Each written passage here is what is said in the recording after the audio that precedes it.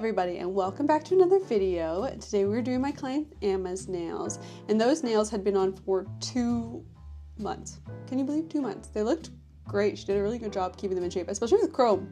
I think there's maybe a little bit of wear on this pinky, like on the very tip, but otherwise everything was perfectly intact. It was very impressive. Her nails are also so long now.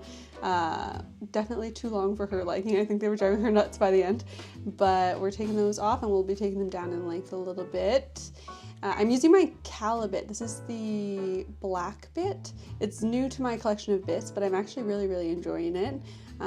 It is quite effective in getting through all the gel quite quickly, which is great. We love an effective bit doing what they need to do.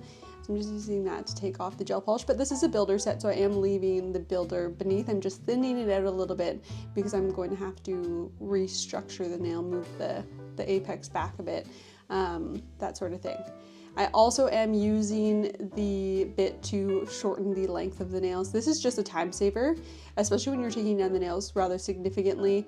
I find going through with the e-file is a lot faster than hand filing, obviously. And then clipping, when you clip them, lots of the time you get kind of lifting of the gel. It cracks the gel a bit, so I prefer to go through with the e-file there. And then I'm going to start the prep, which you are actually going to see very little of because most of it was out of focus. So you're getting this, and then this will be the last of it, but I promise there were a few more steps in between. We did shape the nails. We did not leave them looking as chaotic as they do right now, but movie magic, we are now applying the base coat. So I'm just using the Yogo Zombie base on Emma, and I'm just doing a thin coat of that, smoothing that out. Again, this is a builder set, so we will be going over this with builder afterwards, so I'm not worried about any lumpiness, because as you can see there is lumpiness, but once that's cured, we are diving right into the builder layer. This is the Izemi version 1, the potted gel, multi-version 1. I really love this stuff. So I've done the base coat, cured that, and now I'm going in and doing a slip layer of the builder and then walking a bead down the nail. I do have a liner brush there, which I'm going to use to kind of distribute the product where I want it, where I feel it's missing, before I flip Emma's hand upside down for a little bit more self-leveling. And then I'll get her to pop in the light before moving on with the other fingers. I want to lock all my work in place, so I would never work more than one finger at a time. So now I'm just on the pinky there, doing the exact same process, slip layer and then bead, then grabbing my liner brush before flipping the nail upside down. And smoothing everything out, letting gravity do its thing. And then once it's perfected, then I would pop it into the light. So for the third and final time of what I'm going to show you, here we are doing the exact same process, and it's so satisfying. This gel is really lovely and self-leveling, so it really makes application beautiful. Now, the star of the show. I am obsessed with this gel collection, these glitter gels. This is the O&R collection from the nail. They are such reflective, beautiful glitter gels, like with the syrupy base. This is the first coat, obviously, you're watching me apply it, but I am going to do 2 coats of that, and I couldn't choose on 1 or 2 colors, so we're doing 5 colors because I really love them. They're all so beautiful. This would be a great layering gel if you wanted a bit of a topper, but I do think it layers to build up very nicely. You get definitely some color out of it, which we'll see when I go through on the second layer. But the glitter itself is very reflective. I think it's definitely flash sensitive, like you'll see in the ending shot. I think it definitely is flash sensitive, but it's got like rainbow reflection in it as well. It's definitely just got some metallic reflection.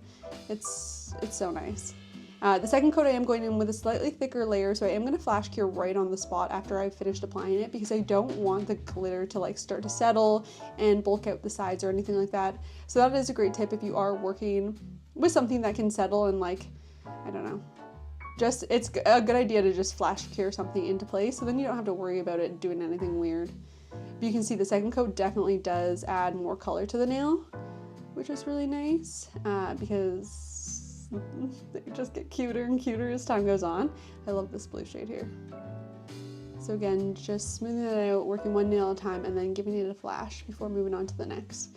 You definitely just do want to make sure you're flashing for long enough, like I would say at least 10 seconds, because you don't want anything half cured. Because these are sheer, they will cure relatively quickly, but at least 10 seconds for a flash. This is the Bandy Overlay Gel I'm just dispensing onto my palette here, and I'm grabbing some white gel, and I'm going to mix that in to make a bit of a custom 3D situation. I have the Favori pottery collection, which I've shown you guys multiple times, but I wanted something a little bit smoother. The white in that collection isn't quite as self-leveling, quite as smooth, and I wanted for this this design something that was going to be super, super smooth, so that's why I mixed up my own little concoction there. I do love the pottery collection, but the white specifically in that collection isn't quite as smooth as the other colors. Now I'm going to be doing some isolated chrome, so I'm using the Nail Thoughts Clear Builder Base, and I'm applying that to the nails where I am going to be doing isolated chrome. I know lots of people love a matte coat for isolated chrome, but I actually love this product, especially for anything cat eye or glitter, because the matte dulls those oftentimes, and this won't. So you have to give it a really good scrub after with water, not water, alcohol, but it'll do the trick just the same. Then I'm going with some blooming gel and ink, one of my favorite things to do, and just dotting that all over the pinky. The set is going to be mermaidy, so you can kind of see the direction we're going with this nail. And give that a flash cure before I pop her into the light. But then I'm taking alcohol and I'm wiping off the nails, getting into all the side walls and crevices. And I'll generally use 2 lint-free wipes for that, just to make sure you have no, like, sticky residue. And we've got the Cocoist black accessory bond. That's what I'm using for chrome here. So I popped that on, cured it for 60 seconds, and then I just go over with my silver Nail Bio chrome. And this product is extremely great for chrome. It loves chrome. Chrome adheres beautifully to it, and you get some really good texture out of it. And then I'm going in with my Gin B Ivy Fix gel, and I'm going to decorate the hell out of these nails with little pearls and silver beads. This is a simple set, like very, very simple to achieve, but it's really pretty and really like effective, and it totally gives the vibe, like instantly, without telling my client. She's like, oh, this is like freaky mermaid set. And I was like, yes, spot on. So for something like this, when you have like impactful base colors like these really reflective glitters, and then you just add some like simple elements like some silver chrome or some like 3D white mixed with pearls, like it does a lot of bang for your buck on this kind of vibe. And I'm just really sprinkling those charms everywhere. And I have the Ivy Fix in the tub, but I also have it in this little squeeze tube, which I love because things like this is way easier to use the product in the tube when you're just putting small amounts onto the nail.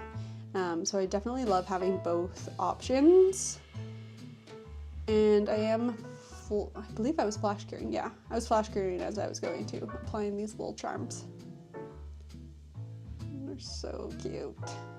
And then once everything's fully cured, I'm using that same tube of Ivy Fix, and I'm just going over all of my charms. So I'm going over all the pearls and all the silver beads. This is extremely important. I'm sick of it, guys. I'm sick of seeing people out in the world with their pearls all worn down and gray and weird. It's so avoidable. So you just have to pop some of your gel on top of the pearls, on top of the silver beads, and that's going to keep the finish of the product on way better than if you just top coat it.